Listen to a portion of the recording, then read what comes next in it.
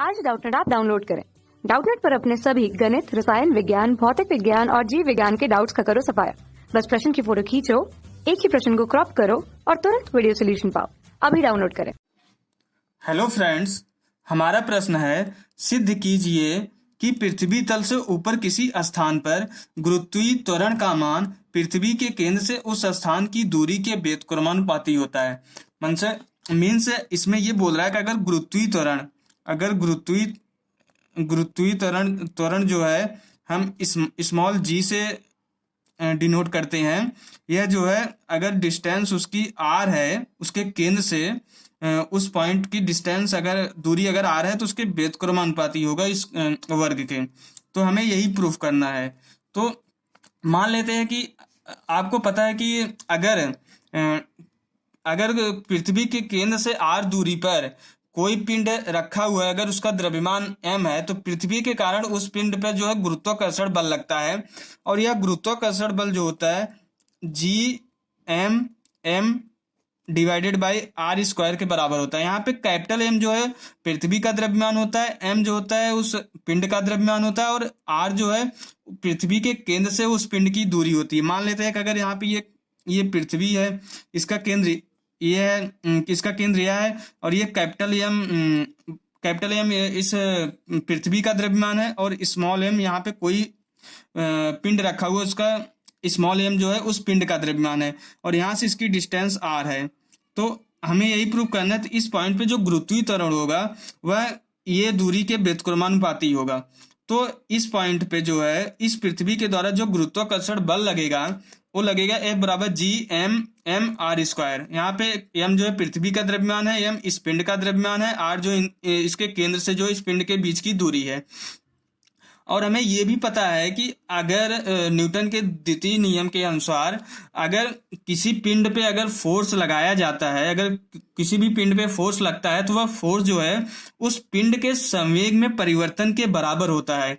तो यहाँ पे जो ये गुरुत्वाकर्षण बल है इस पिंड पे लग रहा है, तो यह गुरुत्वाकर्षण बल जो होगा इस पिंड के संवेग में परिवर्तन के बराबर होगा। यहाँ पे P जो है इस M पिंड का जो है संवेग है। तो यहाँ पे जब हम इसको यहाँ पे, और हमें पता है कि जो संवेग होता है वो mv के बराबर होता है। तो यहाँ पे जो है v जो है इस पिंड का वेग है, और ये जो है इसका द्रव्यमान है इस पिंड का। तो ये द्रव्यमान तो कांस्टेंट रहता है, तो इसलिए हम इसको जो है बाहर ले लेंगे, तो ये dv डिवाइडेड बाई dt हो जाएगा।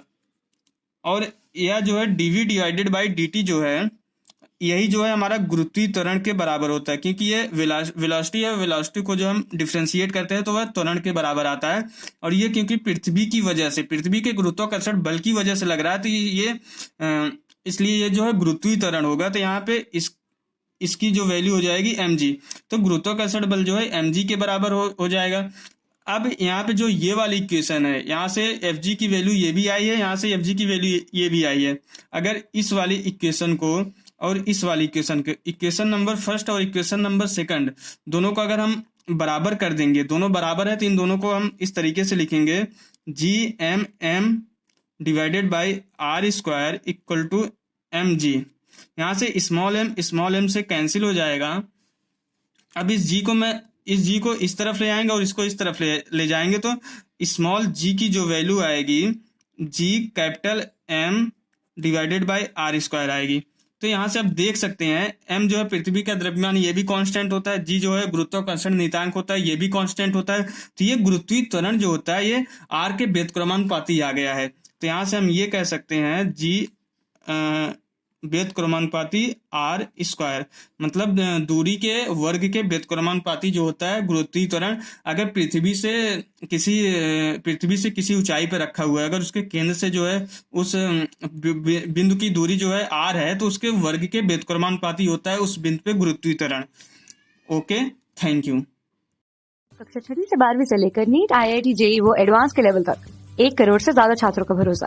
आज ही डाउनलोड करें डाउटनेट ऐप या व्हाट्सएप करें अपने सारे डाउट्स 8400 400 400 पर।